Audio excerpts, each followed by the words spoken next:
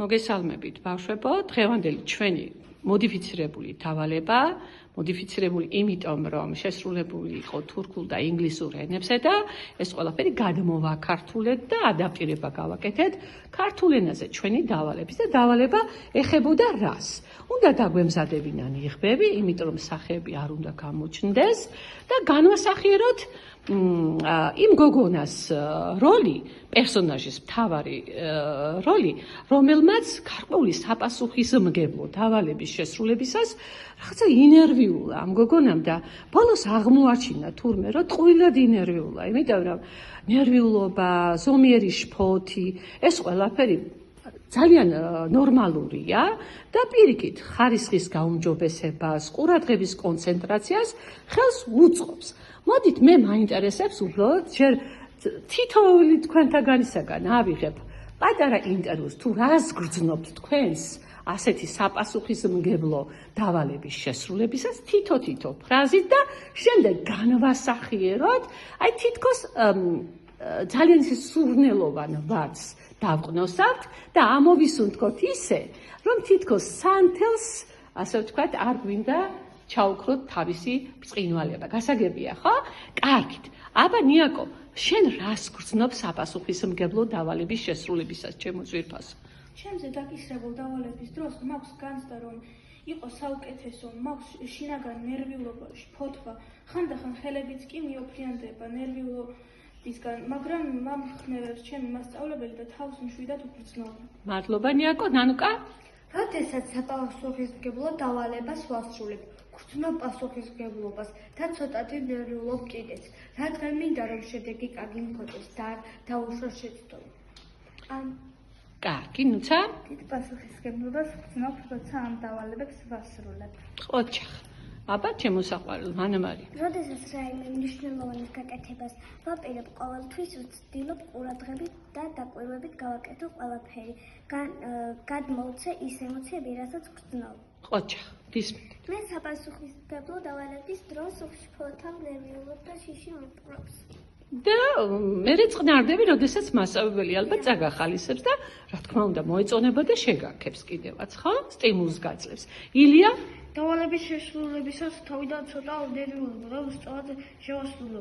მუშაობის პროცესში ვცდილობ ყურადღებით ვიყო და ყველაფერი კარგად გავუკეთო. ყოჩახილი. აბა გისმენთ. მე როდესაც რაიმე სამუშაოს ვასრულებ, ძალიან ნერვიულობ და ძალიან მეშინია რომ არ შემეშალოს. ვცდილობ რომ ჩემი მაქსიმალური გავაკეთო. ყოჩახელი. გისმენ იოანე?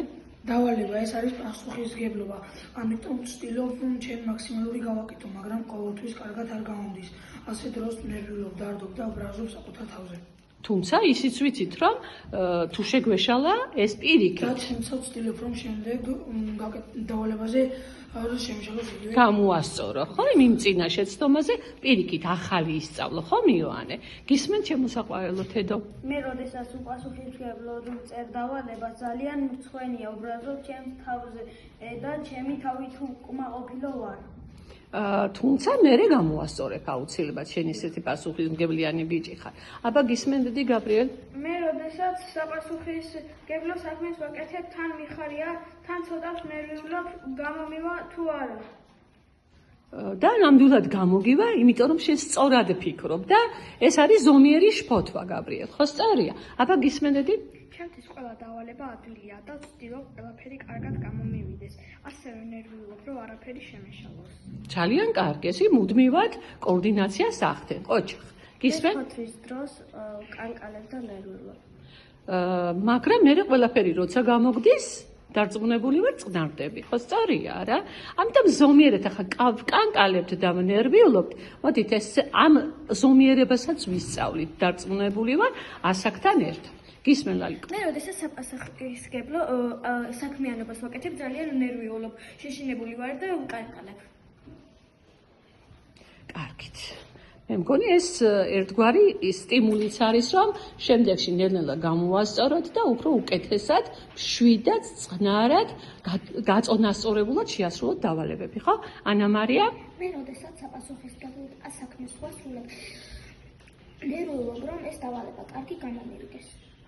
და გამოგდის, იმიტომ რომ ფიქრობ, რომ აუცილებლად უნდა გამოგივიდეს კარგად, ხო? აი ესე გავიგე მე შენი ჩანაფიქრი და დაჭი. მე როდესაც ხვდები რომ ძალიან დიდი საპასუხისმგებლო დავალება მაგისია, მე ძალიან ნერვიულდები და მეშინია. არა, ნერვიულობ და გეშინია და ბოლოს აღწევ იმას, რომ ძალიან ისეთი გონიერი ბიჭი ხარ და კარგად გამოგდის ყველაფერი. ხომ სწორს ვამბობ, არა, იმიტომ რომ მე თვითონ ვარ ამის თითოეული თქვენთაგანის სიტყვებისა და იგივე ამ შფოთის მოწმე, ხო, ბავშვებო?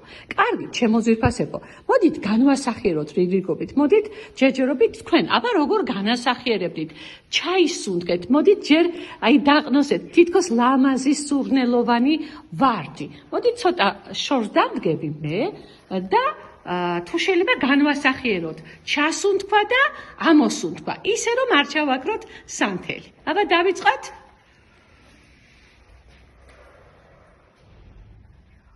კიდე?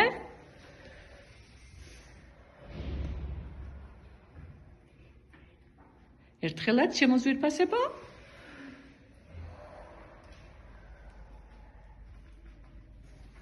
ძალიან დიდი მადლობა თქვენი შრომისთვის და მინდა დიდი წარმატებები გისურვოთ. მადლობთ.